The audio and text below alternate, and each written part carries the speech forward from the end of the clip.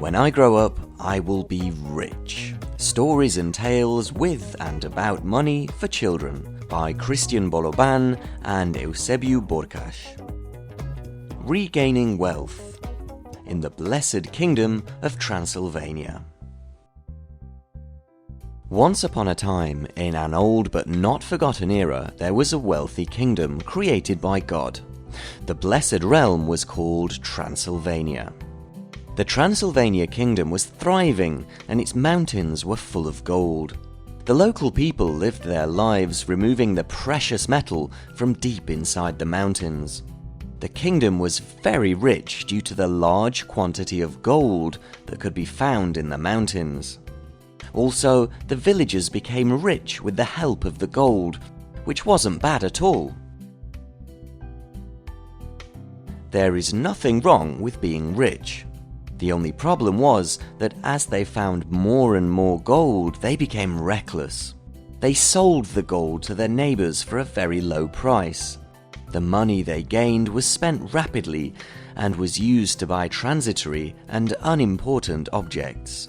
The more they earned, the more they spent, partied, and ate. In other words, they wasted their money as soon as they had earned it or as soon as they had won it, without considering the future.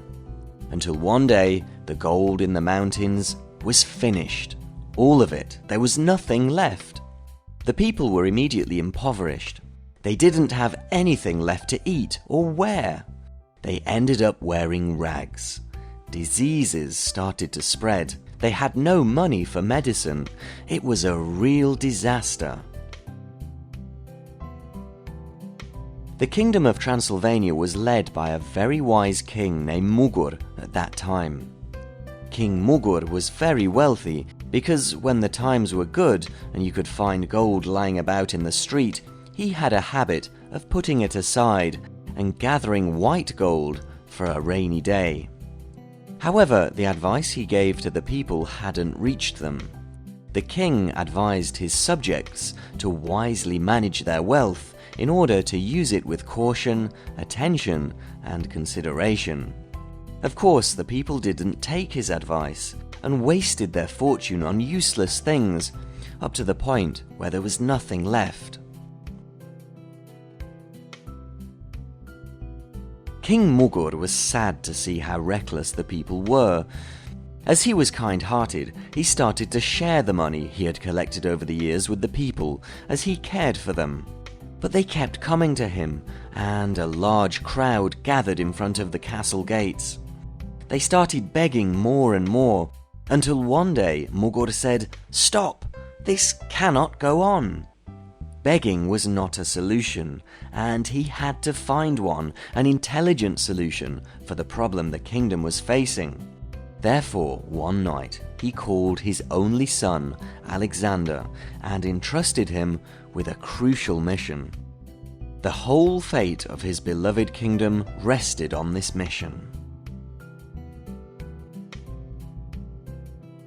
Alexander the prince had inherited his father's wisdom.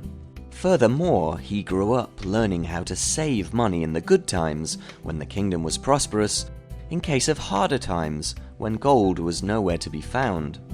He learned the art of negotiation and also understood the importance of sharing what he had with the less fortunate. King Mugur wanted to make sure his son, Alexander, would become a wise leader.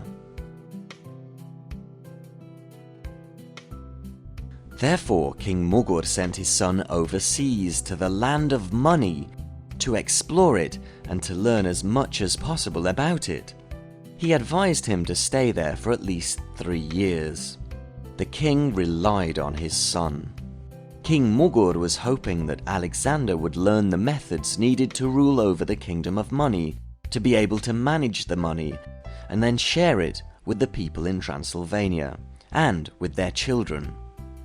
He hoped that the wisdom and science of money could bring back the opulence they had lost due to ignorance, pride, and lack of proper management.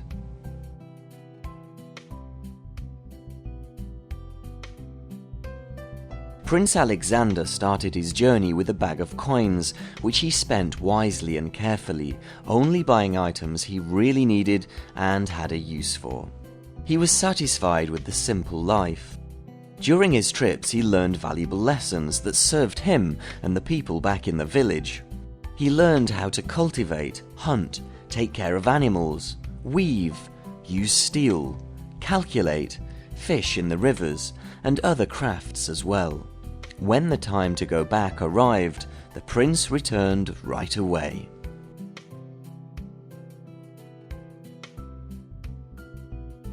He was just about to get home when he saw an old lady not far from the carriage, close to an inn at a crossroad. She sat down and was very weak. He could barely look at her. She was dressed poorly in rags. "Have mercy on an old lady. Give me a coin and God will bless you," she said. People were passing and pretending not to see her. She was completely ignored. From his journey across the globe to the land of money, he'd returned bearing wisdom, but he only had 3 coins left. Seeing the misfortune of the old lady, Alexander gave her his last 3 coins. As soon as the coins touched the bottom of the chalice the old lady held in her hands, she turned into a beautiful princess named Generosity. The princess had been cursed when she was young by an old witch and trapped in an old beggar's body. She could never escape the curse until the moment someone placed his entire fortune in the chalice. All this happened because the princess refused to marry the son of the witch. He was a mean and greedy man like no other. All the belongings of the prince at that moment were the 3 coins he still had from the long and tiring journey. Having blessed the prince for his good deeds, the princess offered to join him on the path of life, and he immediately asked her to become his wife. Both the prince and princess had fallen deeply in love. After he calmed down, he took her hand and they headed towards the palace. As soon as they got there, a wonderful wedding took place.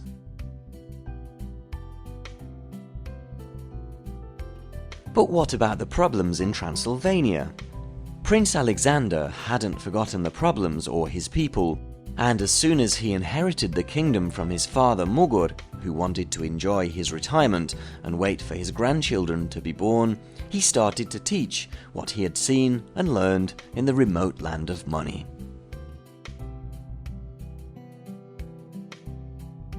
Some of the villagers learned how to cultivate, others how to take care of animals or use steel, and so on. But all of them learned how to manage their earnings, and they all saved at least 1/10 of their money when times were good, so they could use it in the event of bad times. He taught each one of them to pass on the science of making and managing money to their children and grandchildren. Passing this knowledge from generation to generation meant that the people of Transylvania would never go back to the pit of poverty due to their ignorance and lack of management skills. Above all, he taught the people to be generous. He told them that they would be blessed by God only if they helped the less fortunate.